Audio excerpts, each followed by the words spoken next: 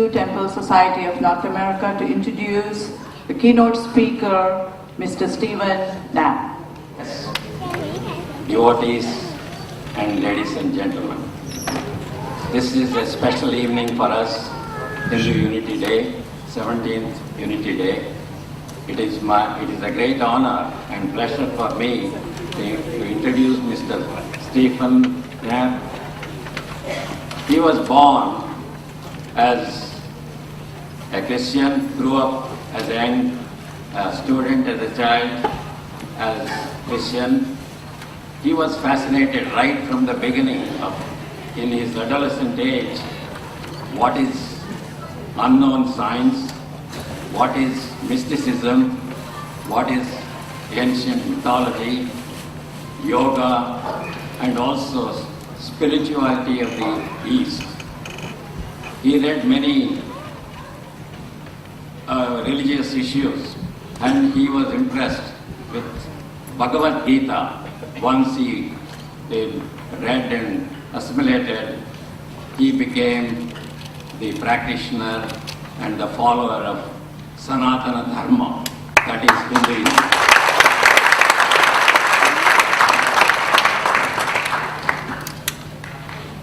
Then he went on and got the blessings and the teachings of Sri Holy Bhakti Vedanta Swami Prabhupada. His teachings made him much more follower of Hinduism and the Sanatana Dharma.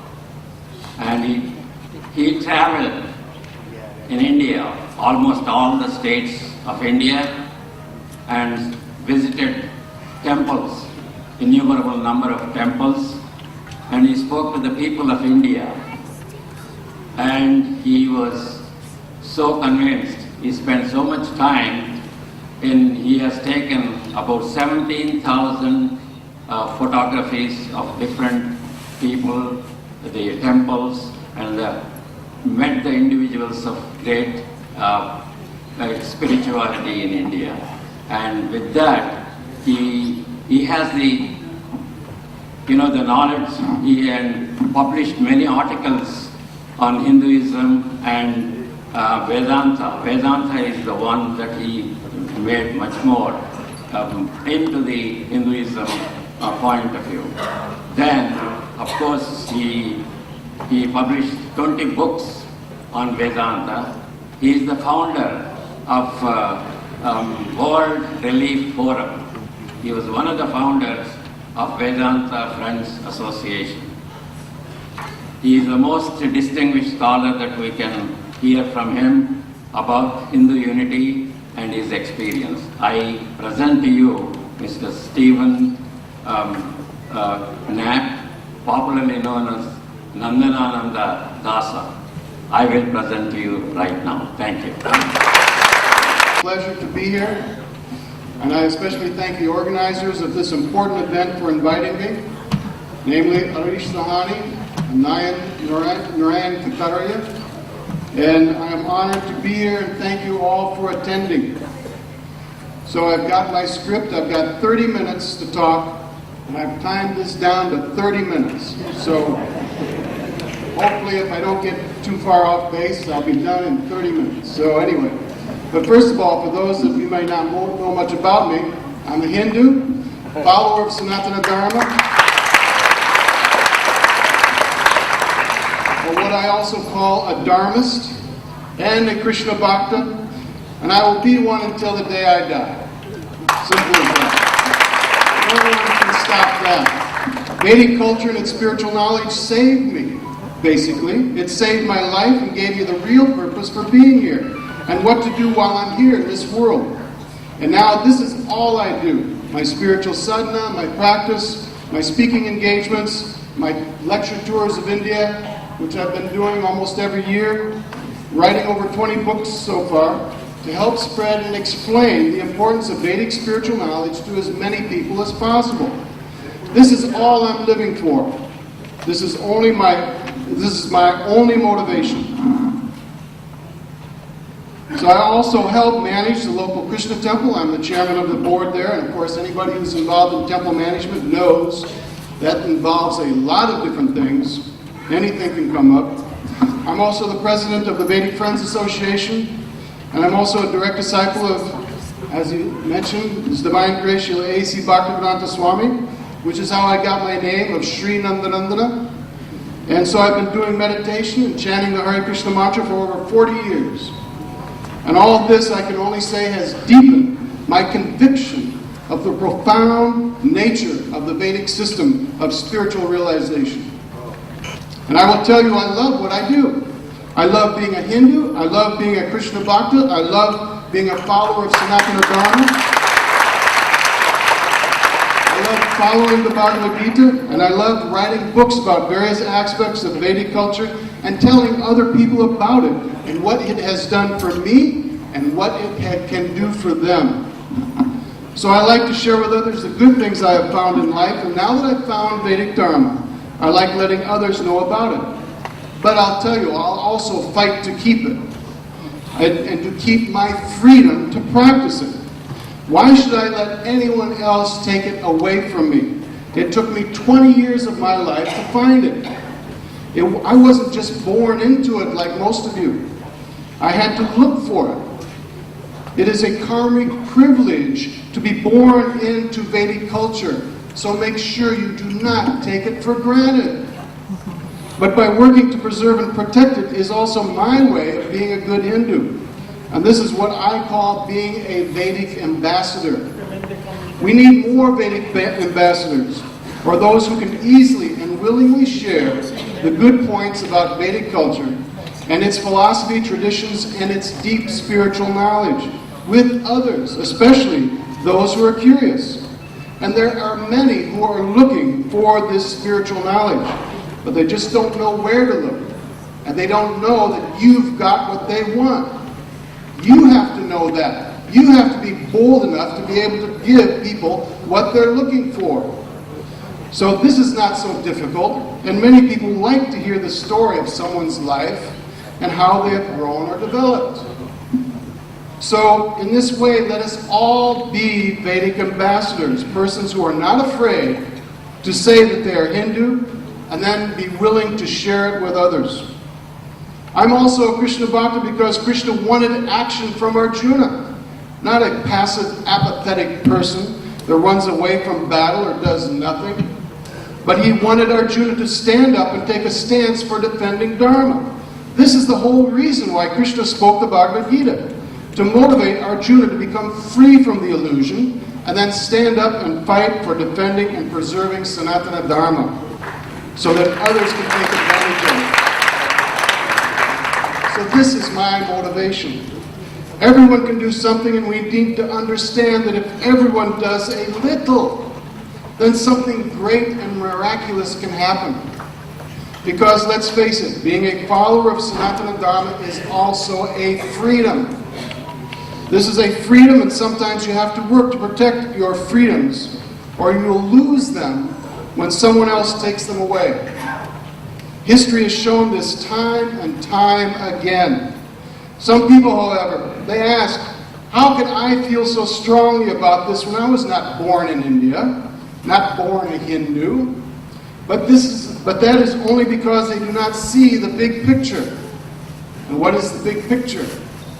The big picture is that this is not our first or only lifetime in this material world, and that I obviously had a previous birth in India. Anyone who knows me knows that I had to have been a Hindu and a Krishna Bhakta in India in a previous life. Now I've taken birth in America to continue my mission of helping preserve, protect, and promote Vedic Dharma. So basically, I'm only taking up where I left off from my previous existence. This is why I'm so comfortable when I go to India. And so far I have traveled through all of India except the 3 small states of Tripura, Meghalaya, and Mizoram. That is also why I'm so comfortable around all of you.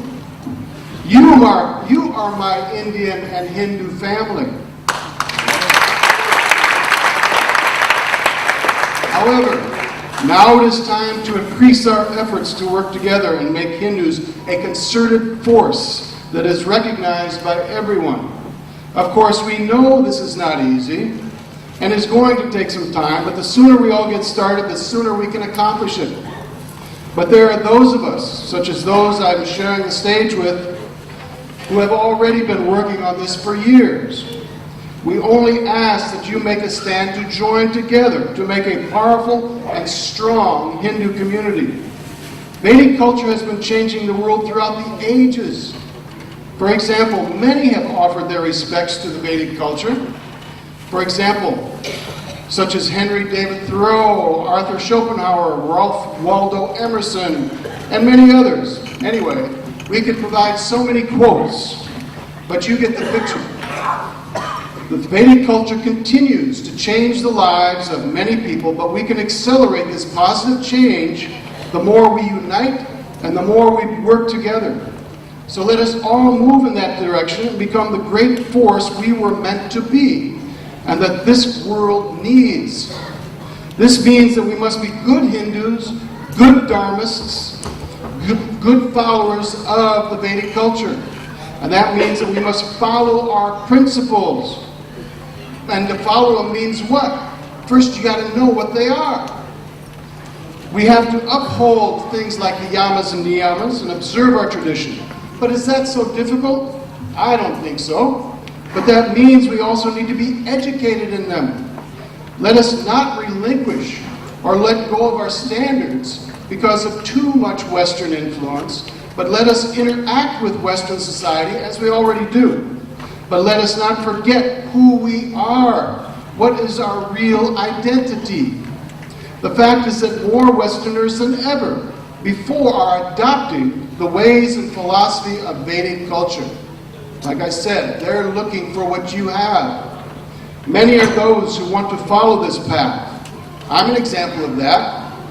And there are many more out there, and many more who want to but don't know it yet because they simply haven't found what we're giving them or what we can give them. That's the point. That in itself is a great contribution to the world from the Vedic path. The more we uphold our principles and let others know why they are important, the more they will also adopt our ways. I just met somebody in Florida. He's a vegetarian. He used to bring his Indian lunch to work, and he used to keep it hidden. He didn't want anybody to know what he ate, right? Well, first of all, somebody started to ask, well, what are you eating? He explained why he was a vegetarian. He explained the Ayurvedic principles behind what he was eating, the ingredients, and now he's got 30 people out of the 80 that he works with which loves Indian cooking. The point is, it doesn't hurt to try, it doesn't hurt to be open. Like I said, people are wanting to know what you have. This is also why real Hindus need to be educated in their culture and to realize how profound, deep, and special it is, and what knowledge it contains. Then they will be proud of their culture and follow it. After all, we have nothing to be ashamed of, nothing to be afraid of. We are representations of and participants in the most profound and oldest of all spiritual traditions and cultures, and it has the deepest of all spiritual knowledge. And I'll argue anyone who doesn't agree with that. The only thing is that many people don't know that, and I dare say that many Hindus also do not fully know how deep and profound it is because of lacking the education of their own path. This needs to change. And this lack of knowledge is the prime reason why Hindus in India may convert to some other religion. We're dealing with that on a continually increasing basis. To help make this change, we also need to understand that it is a fact that without proper measures of defense and promotion of our culture, you cannot give proper protection to it. And I'm not talking about proselytizing. I'm just letting you know that we have to promote what we have in order to gather more support, more followers, more people who are interested. It is a tough world and things have changed. Most wars now in this world are 80% intellectual. They're not all military. We now have to use our intelligence to show what our culture is in order to really protect and preserve it from those who are always trying to demean and criticize it.